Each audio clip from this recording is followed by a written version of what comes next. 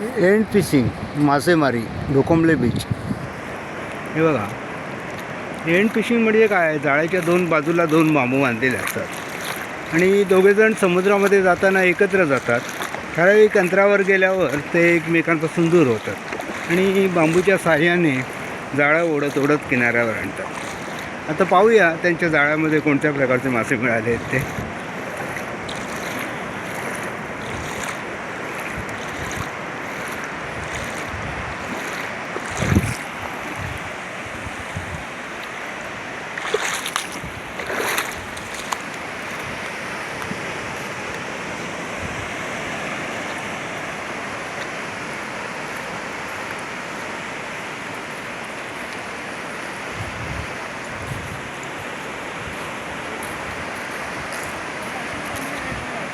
हां, रेल्वे आहे. हां हां हां हां.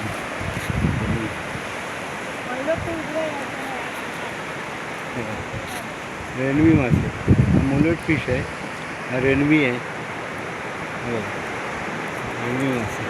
हा शेतूक मासा आहे. ही कोकेरी आहे बघा, कोकेरी आहे. परत रेल्वे आहे बघा, रेल्वे आहे.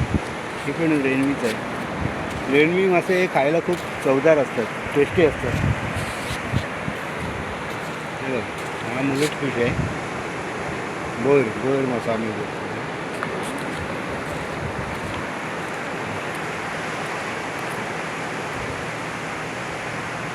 इथे दोन रेल्वे आहे.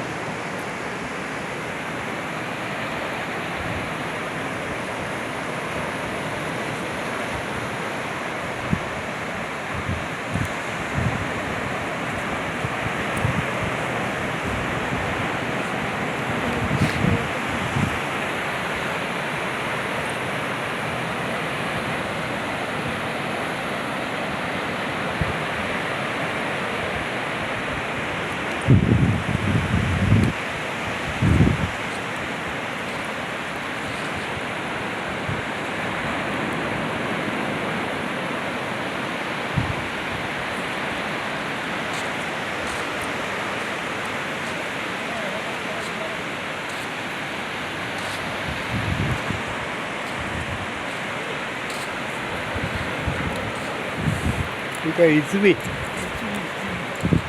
एक जाऊ अजिबात मी असं मासे प्रकार आहे माशाचं ना. काय टाकलं तो खरो? हा खरं तर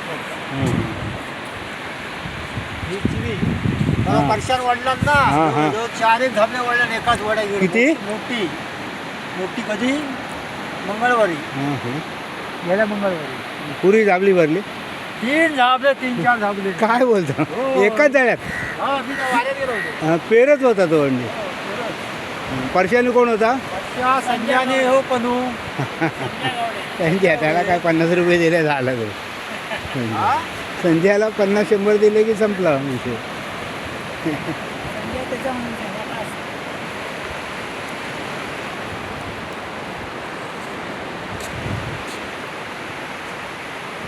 तुम्ही भाऊचा फोटो टाकता? हो, जरा बघा इकडे. बस बस.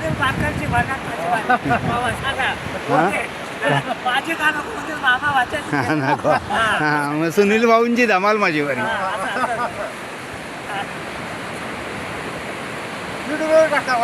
हां हां, होय होय.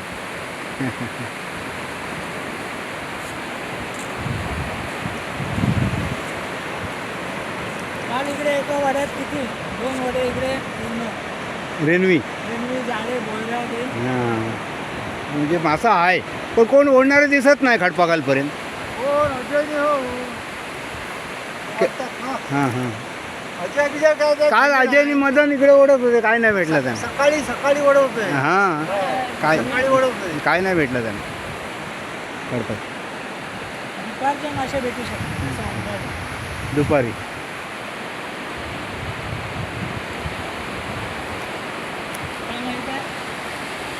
काल आम्ही आलो ना जरा येवा.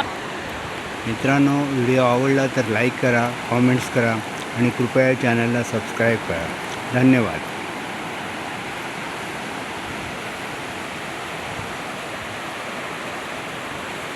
हे बघ इकडे काय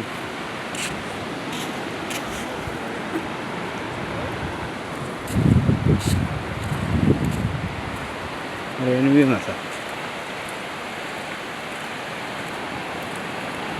सुनील भाऊ हां ही बघा